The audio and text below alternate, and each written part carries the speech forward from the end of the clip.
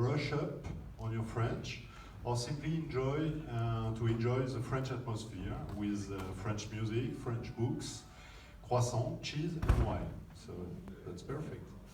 We are very happy to welcome you to this special screening of the Image book by one of the most important directors of the past 60 years, Jean-Luc Godard. This incredible and experimental movie, worldwide acclaimed, and he won a special Palme d'Or at the last Cannes Festival, the highest award of Cannes. The movie will be presented by Ivan Cerecina. Yes? Good? Okay. Ivan has a PhD in art history and film studies. He is a specialist of French cinema and documentaries, and is one of the contributors of 4-3, an online film magazine. But before that, I want to thank all our sponsors, which makes this Alliance Française French Film Festival possible. The red carpet sponsors, Aven, Cloran, BNP Paribas, L'Or Maison du Café, Tefal, Air France, TV5 Monde, New Caledonia Tourism, Air Calin, High Commission of Canada, Jean-Paul Gaultier, Bordeaux and Beyond, AFX. The Saturday Paper, Time Out, SBS Film Inc., Cartel Music, Région Bretagne, Atout France, Lycée Condorcet, Ponant Cruise, Sofitel Darling Harbour, Sofitel Wentworth, City of Sydney, and Trainer. And now, please welcome Ivan Cerecina.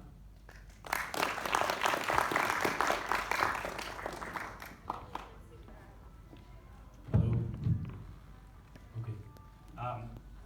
Thank you to the Alliance Française Film Festival for the invitation to come here to introduce the newest film by Jean-Luc Godard, the Image book. As Philippe was saying, I'm sure that the film's director is probably known to everyone here. Jean-Luc Godard has been directing films for about 60 years now, just about. And his films associated with the New Wave, Breathless, Contempt, Fou, had a pretty not insignificant sort of effect on the way that people have made films and the way that people sort of comprehended films since. So Godard is now 88 years old, he's still alive, and still making films, obviously. And he completed the Image book in time for last year's Cannes Film Festival, so it was completed in May of 2018. And as Philippe was talking about, it actually received the special Palme d'Or, which is not the Palme d'Or, which should be pointed out. So this was a prize that had never been awarded to a film before. They sort of invented it especially for this film. And the jury, which was actually headed by Kate Blanchett, their sort of reasoning for giving out this special prize, and I'm kind of quoting here, is that the film was almost set apart from the other films and was almost outside time and space, which some might sort of read as flattering praise, but others as a bit of kind of like tokenism, and say, look, it's great, and you sort of put it aside a little bit and say, well, it's a little bit difficult, but have the special fund. Anyway, so I think this sort of charge of kind of difficult or even obtuse and intellectual filmmaking has been laid on Jean-Luc Godard's work in what has kind of been referred to as his late period. And I don't necessarily disagree with this. I think this is in some ways a difficult film, maybe. But to me, what is interesting is actually that this late period has now been going on for about 4 decades now. It's about 4.5 decades, which is interesting because he's been making films for 60 years, so that's actually 2/3 of his career has been the late period. And I think this says something interesting about him. There's this kind of paradoxical fact of almost all of his career being late. I think it gives some interesting perspective to think about the film in a way outside of sort of difficult or intellectual. And if you think about late periods in the sort of history of art, artists that have had late periods, there are certain patterns that kind of emerge. You think of Johann Sebastian Bach, who towards the end of his life, his compositions were actually started to be composed of, they were sort of composite compositions from earlier parts of his career. Paul Cézanne, towards the end of his life, started painting the same mountain over and over in southern France. So I mean, there's this kind of element of return and recursion and sort of going back to repeated motives that are sort of the favorite ones of the artist.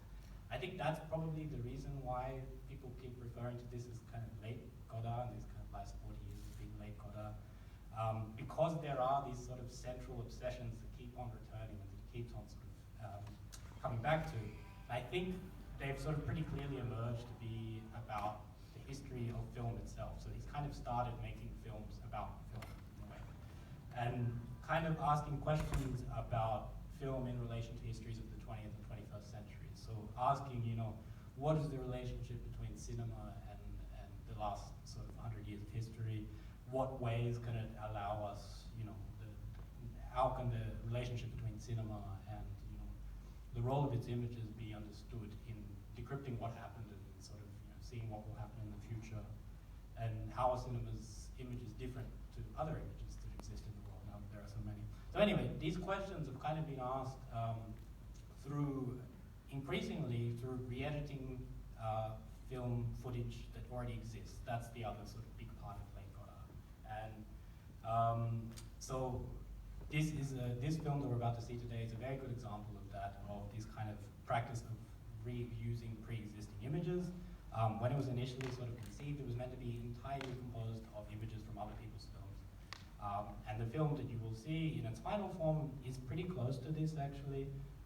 There are mostly images from other films, but there are also images from Godard's own films. He likes citing himself. Images from poetry, from painting, and also from the history of art. There are also lots of literary references as well, alongside some images he shot for the film. So there are references from Dostoevsky and George Steiner and Bertolt Brecht, and I think with a film like this, there can be a certain anxiety that people have when they see that there are lots of references to things, and then I think there's a kind of anxiety that is caused by wanting to figure out what the reference is to, and, you know, trying to sort of spot the reference, if you like. And I can sort of understand this anxiety, but I don't think that's the most productive, really, way of engaging with the film. And in fact, you'll see in the closing moments, actually, that Godard actually includes a list of all of the cited films and poems and novels and everything like that. Almost like a kind of student's bibliography at the end of a university essay or something like that, as if to kind of discourage this kind of way of engaging with the film, because they're all kind of there, you don't have to guess about it. But I think really the film is more about encouraging people to sort of look at these images again and to sort of look at the shapes and textures, but also to kind of share that strange affective pull that everyone experiences when watching a film, which is that there are some images that kind of stick out and they remain with you out of context, and I think there's a kind of belief in the ability to share that with other people in these films. So anyway, I'm going to finish up there so that we can watch the film. The film, just briefly, is divided into 5 parts, and it's sort of, the structure is kind of based on the structure of the hand, so each kind of finger is a part, and you'll see this kind of recurring motif going through the film of the hand. And from memory, I saw this film a long time ago, but the first 4 parts are kind of based on individual sort of thematic and conceptual sort of frameworks. And then the last part, which is called La Région Centrale, is based on, it's a kind of loose adaptation of a novel by a francophone Egyptian writer by the name of Albert Khosri, who tells the story of a fictional Middle Eastern country called Dofa, which has the good luck of not having natural reserves of oil, and thus is more or less left alone by the West. I think the other parts are more difficult to summarize, so I will leave it to you guys. I will say that in some ways this may be a difficult film, but it is kind of inspiring to see someone of this age kind of still making films that are totally his and totally unlike anything else being made. So I do hope you enjoyed the film. Just before, though, I should make a note that as with a lot of Godard's films lately, the translations into English are actually not very thorough, and that's apparently an authorial decision.